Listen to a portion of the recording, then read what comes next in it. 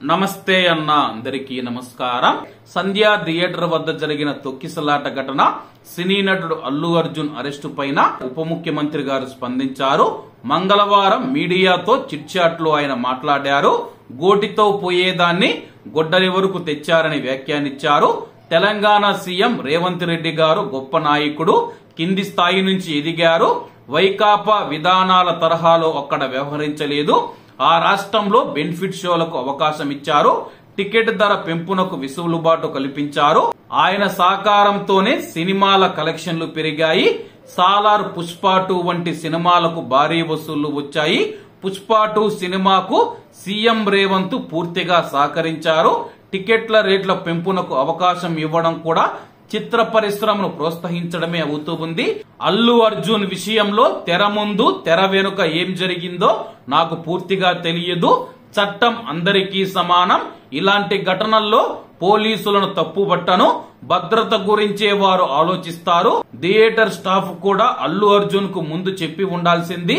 పోనీ సీట్లో ఆయన కూర్చున్నాకైనా చెప్పి తీసుకువెళ్లాల్సింది. అల్లు అర్జున్ తరపున ఎవరో ఒకరు బాధిత కుటుంబం వద్దకు ముందే వెళ్లి ఉంటే బాగుండేది. ఈ ఘటనలో రేవతి గారు చనిపోవడం నన్ను కలిచివేసింది. గోటితో పోయేదాన్ని గొడ్డలి వరకు తెచ్చారు. మేమంతా అండగా ఉన్నామని ముందే చెప్పి ఉండాల్సింది. తమ ప్రమేయం లేకుండా తప్పు జరిగిపోయిందని విచారం వ్యక్తం చేయాల్సింది. ఈ విషయం ఎక్కడో మానవతా దృక్పథం లోపించింది.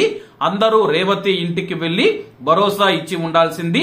పరామర్శ లేకపోవడం వల్లే ప్రజల్లో ఆగ్రహం వచ్చింది. తన వల్లే ఒకరు చనిపోయారనే వేదన అల్లు అర్జున్ లో ఉంది. సినిమా అంటే టీం అందరి భాగస్వామ్యం. అల్లు అర్జున్ ఒక్కడినే దోషిగా మార్చడం కూడా కరెక్ట్ కాదు. తొక్కిసలాట ఘటన తర్వాత చోటు చేసుకున్న పరిమాణాలపై సీఎం హోదాలో రేవంత్ రెడ్డి గారు స్పందించారు. కొన్నిసార్లు పరిస్థితులను బట్టి నిర్ణయాలు ఉంటాయి. చిరంజీవి గారు కూడా గతంలో అభిమానులతో కలిసి సినిమాలు చూసేందుకు వెళ్లేవారు. కాకపోతే ఆయన ముసుగు వేసుకుని ఒక్కడే థియేటర్ కు వెళ్లేవారు. సినిమా పరిశ్రమలో మార్పు రావాల్సిన అవసరం ఉంది. పరిశ్రమలోని వారందరూ కూర్చుని మాట్లాడాలని చెప్పేసి, అలాగే ఈ యొక్క కేసులో, ఈ యొక్క ఘటనలో అల్లు అర్జున్ ని ఒక్కరినే ఒంటరి చేశారని చెప్పేసి ఆయన వ్యాఖ్యానించారు.